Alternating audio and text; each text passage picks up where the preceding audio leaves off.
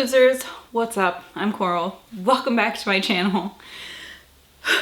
I'm here today with, well, first, I'd like to say, I greet you all with a hey losers. But I hope you all know this is a term of endearment, and I think most of you do know that.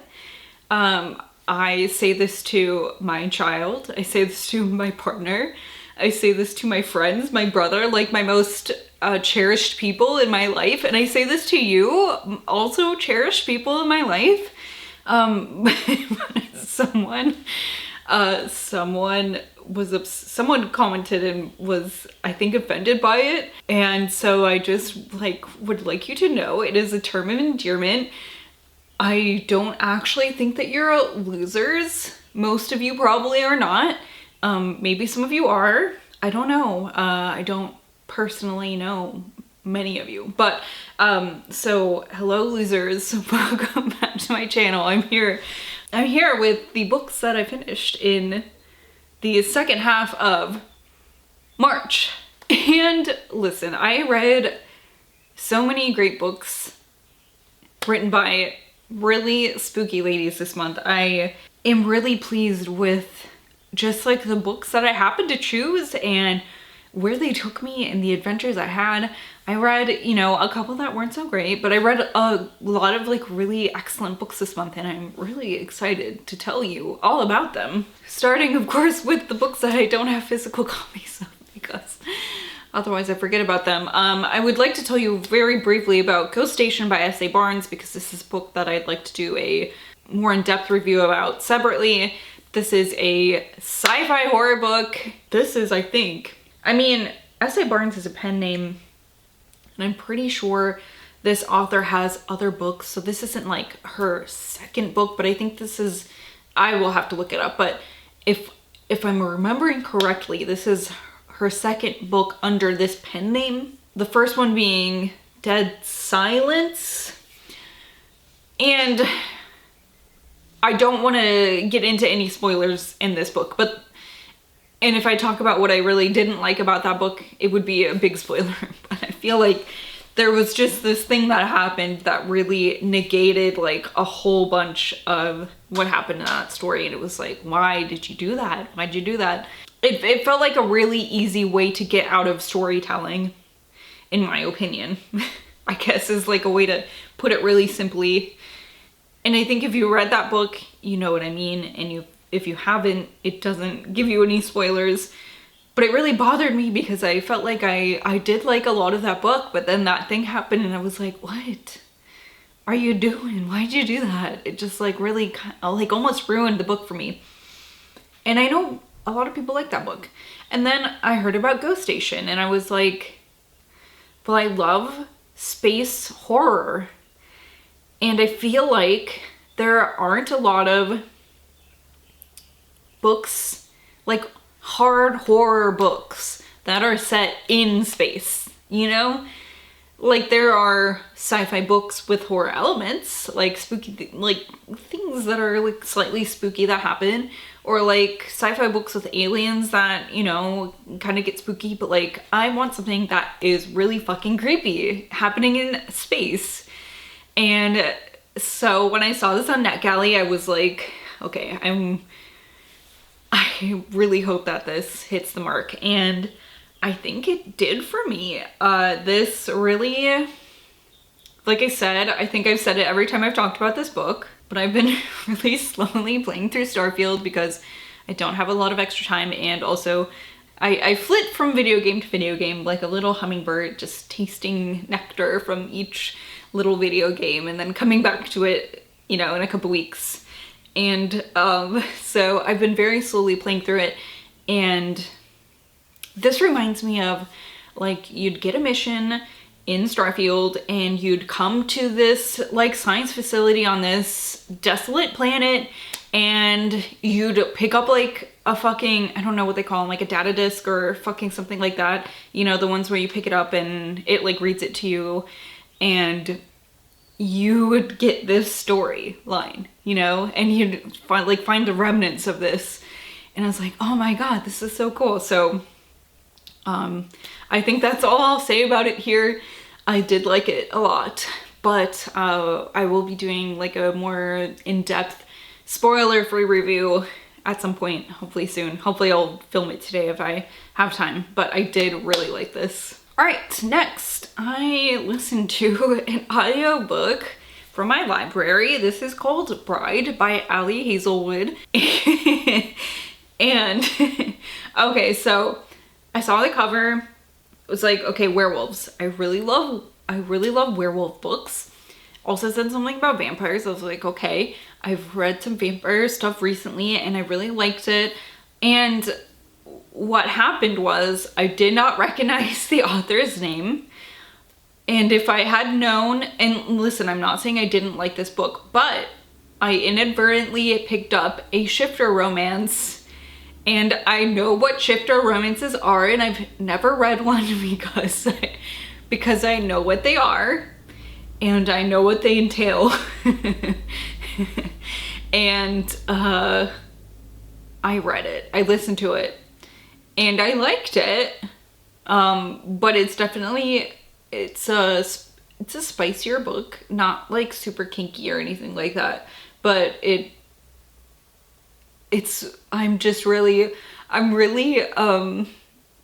I'm really kind of gagged that it's something that has made its way.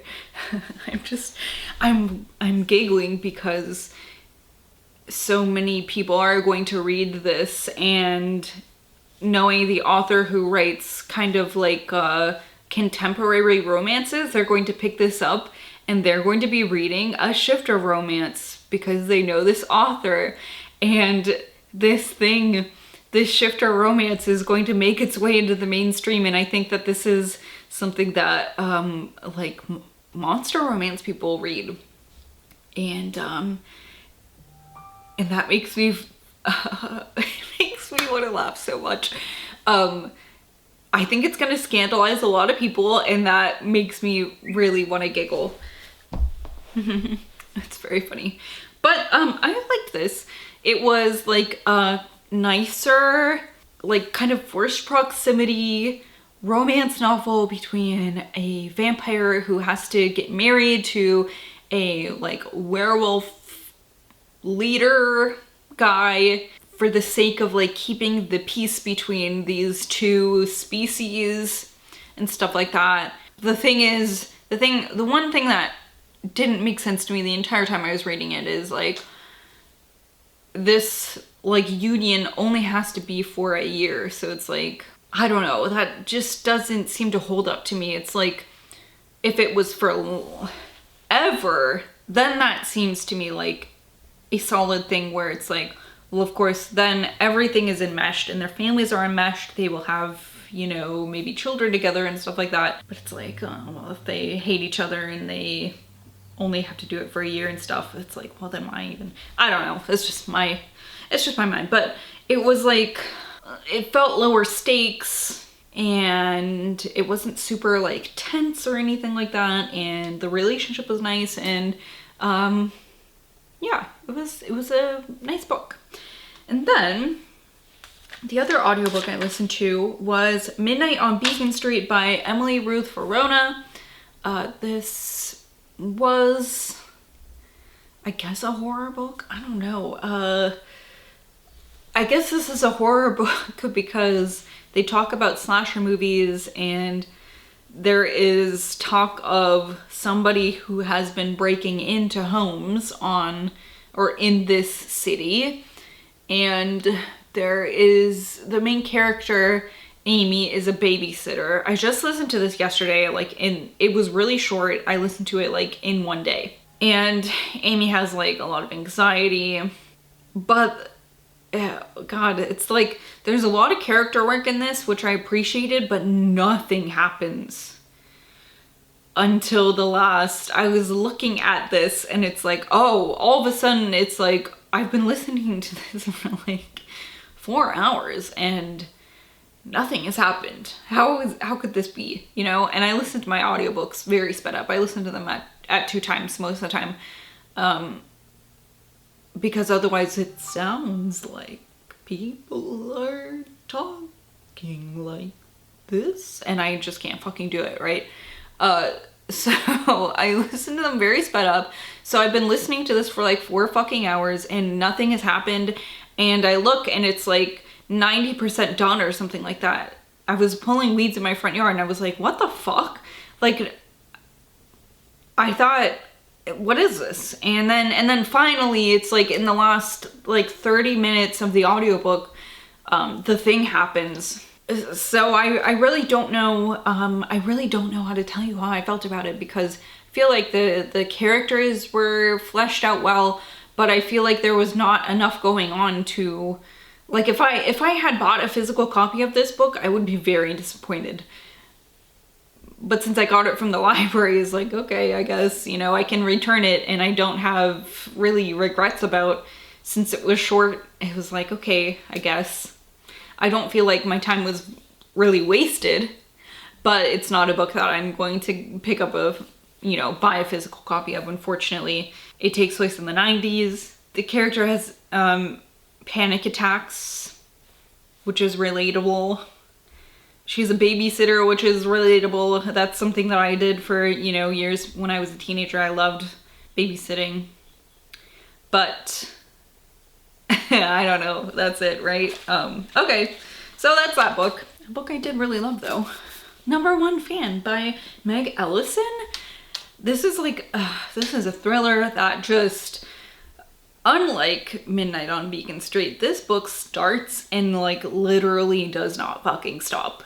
From page 1, this shit like explodes, and it's like being on a roller coaster when you're 30 years old and you're like, I haven't been on a roller coaster since I was like 20, and your body's like, and it hurts really badly. It's nonstop. It's a nonstop ride. This is about an author named Eli Gray, and she's a little bit of a mess, but like in an endearing way, in a way where it's like, I don't know, maybe mess is harsh, but like she's just her own person, I guess. Maybe she is a little bit of a mess, but she's not hurting anybody or anything like that. And she is a successful author. She's written this fantasy series that's been adapted for the screen and things like that. She has a fan base. She's involved in like author cons and things like that. And she has just done like a signing or something like that. She's on her way to her next one. She gets off this like little tiny private plane, is going to catch an Uber to her hotel. She gets into the car. She accepts a drink from the driver. And the next thing she knows, she wakes up and she's in a basement, chained to a bed. And you kind of have to unravel why she's there, who the person who has abducted her is. She gets this feeling that they look familiar, but she can't quite get a grasp on who that is. And there is something about this that is unlike a typical abduction scenario, and I don't want to give anything away, but it isn't just like a obsessed fan thing. Like there is something that is a little more sinister than that, which I did like. So it's not just like, it's not just one of those stories, you know what I mean? This was really good. I really did like this. I would recommend this one for sure. Especially if you're like, oh, I just really need something that is going to totally absorb me and be unputdownable. Next I read When the Sky Fell on Splendor by Emily Henry. This is a YA book I've had on my shelves for forever. It has a spaceship on the cover, so I was like, wow, I'd really like to read an alien book, and I feel like is there not any fucking book out there that's like a straight up fucking alien book, or am I just going to get catfished for the rest of my alien fished? Am I just gonna get alien fished for the rest of my life?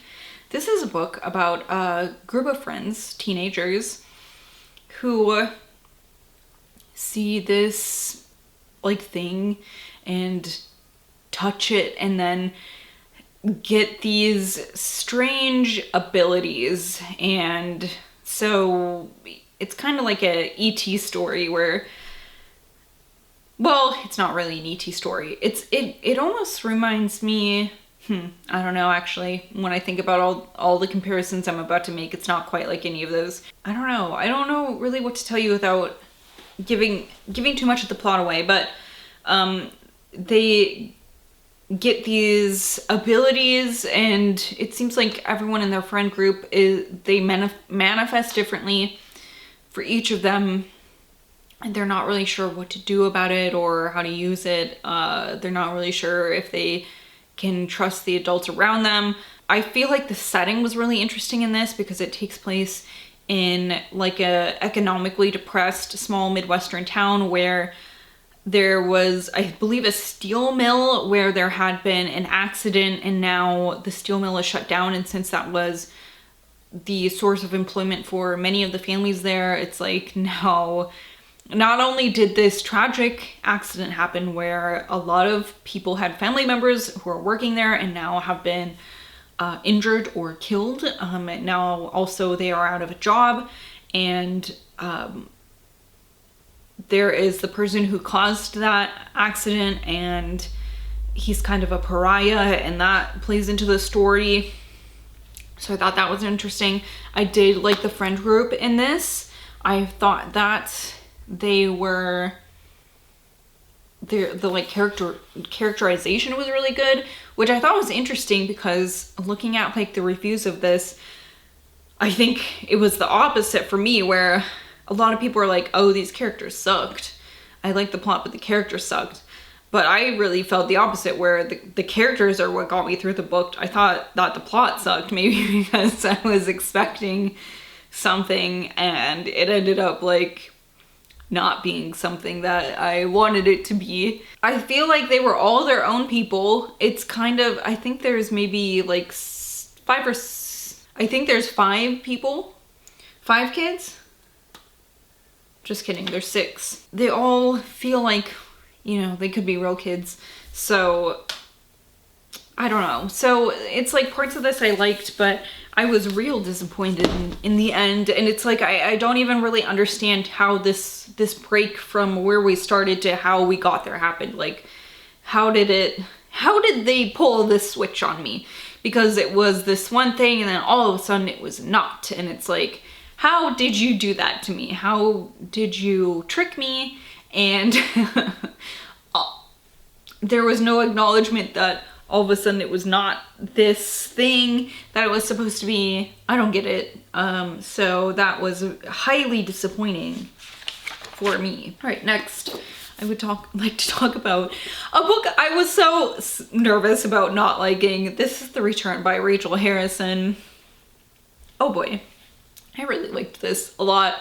This is Rachel Harrison's debut novel, and since I read one of her like more recent novels first, I was like so worried that I wouldn't like her debut as much because it was her debut. And listen, I was so wrong. This was really so good, and it's just one of those books where you get the sense that there is something wrong happening, but you don't know what it is. And it's like the entire book up to the end, you're like, what is happening? And you're like so worried for the characters in this, but you can't help them because they're just characters in a book. This is about a group of women who are friends, and there's 4 women. One of them, for 2 years, I think it was 2 years, right? Yeah, for 2 years was missing. There's no sign of her, no body found. She went for a hike and she disappeared. There's no sign of her. And then 2 years later, she reappears and says, oh, I have no memory of what happened in this time I was gone. And her friends are trying to be really kind about it. She does not want to see any of them. So a couple months after her reappearance, I guess, they plan for this trip at this kind of strange hotel with these strange themed rooms. So it's like the hotel is almost kind of a character in this book in a way, which I really liked. And and they see her for the first time, and they realize that something's not right.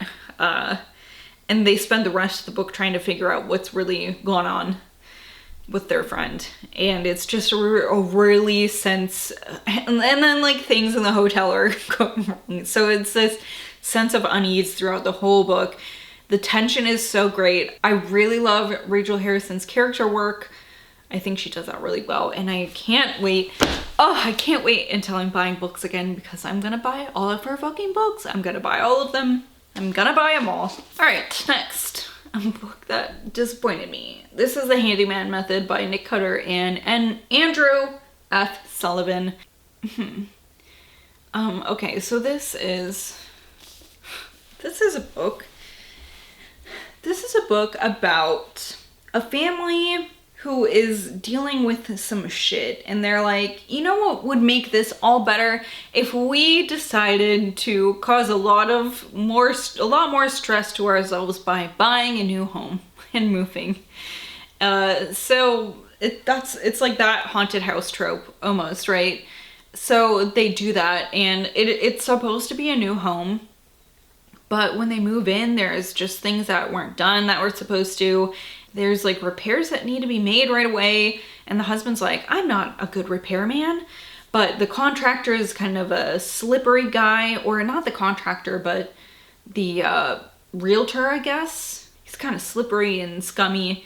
So the husband's like, I'm gonna have to learn how to do this myself. And he stumbles across these like DIY videos by this guy named, I think it's like Handyman Hank. I think it's Handyman Hank. So it's like Tool Time in my head, except it like starts to get more and more sinister. I don't know. There's something about this though that almost becomes misogynistic, and it's really hard to tell. The way it is, it's hard to tell if it's the characters or the author, and I'm not saying that it is the author, but the authors.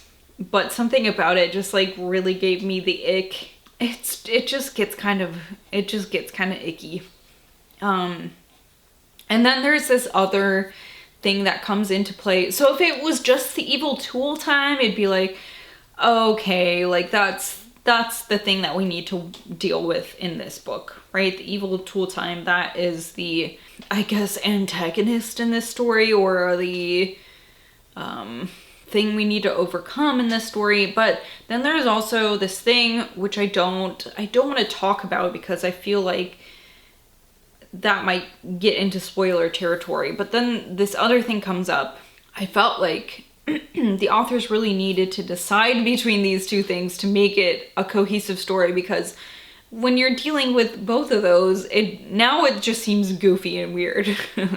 And I felt like those ideas were battling against each other. They didn't make sense together. They clashed together, and then it was just like weird and dumb to me. I didn't end up really liking this very much. It wasn't like terrible, but I was really excited for it, and this was actually like one of my 5-star predictions for this year, and I think, yeah, it wasn't my cup of tea. It wasn't my cup of tea at all. So then I also read Jackal by Erin E. Adams, and this is a story about a woman named Liz, and she is coming back to her hometown, visiting her hometown for the first time in many years for her best friend's wedding. And she's not been back in many, many years, like I said. She is a Black woman. She is going back to like an Appalachian town, and she feels, you know, some sense of like unease and discomfort at coming back here. During her friend's, like, I don't know, after wedding ceremony, whatever the fuck they call that, her friend's biracial daughter disappears. And she was supposed to be watching her. You know, as this search goes on, it really triggers like these memories of a young Black girl who went missing when Liz was in high school. And then Liz is talking to, you know, local Black women about other Black girls who have gone missing. And it seems like, you know, every few years around the same time of year, there is a black girl who goes missing. And since they are black girls, there's not this like huge hubbub about it. It's like people forget about it, they make excuses about it, and it goes away. So what's going on with this? Will this girl be found? Why are these disappearances happening? I love the cover of this book. And I think that it does have some symbolism with the story. But I think that this book had a lot of really good, like there were a lot of passages in the story where it was like, oh, you know, it really like hit in your soul, kind of like good messages, self-reflection for the character, and other characters. There are these parts of the story where you're following the girls who have gone missing, like at the point of their disappearances, and they're talking about, you know, things that they've been taught as black women, like black girls, why you can't do certain things and things like that. And it's like so nonsensical to have to be taught that, but it's like there's a reason you have to be taught that. There's a reason they have to be taught that. There's great self-reflection from the main character and things like that. But I also think that the plot just didn't do it for me. It felt like there was just a lot of running around for a lot of the story. And I think it just was that the plot itself didn't bring anything new to the table. I liked the depth of the thought that the author had. And I'll definitely, I know I read one of her stories in Out There Screaming, and I'd like to pick up, this is her debut, so I would like to pick up more of her writing. But I think plot-wise, this one just, it didn't bring anything new to this type of like thriller where someone goes missing, you know what I mean? So those are the, oh, I forgot to do my end of the month stats. Oh well, that's okay. I think I read like 15 books this month and stuff like that. It doesn't matter. So that is what I have for you today. Just a reminder, Old School April's coming up. I will leave a clicker to my announcement video if you're interested in doing that. It's coming up. It's coming up. I'm so excited. I hope you're joining us all. It's gonna be such a blast. I'm about to film my TBR video right after this, and let me tell you, it's gonna be so exciting. So thank you so much for watching. I will see you guys later. Goodbye.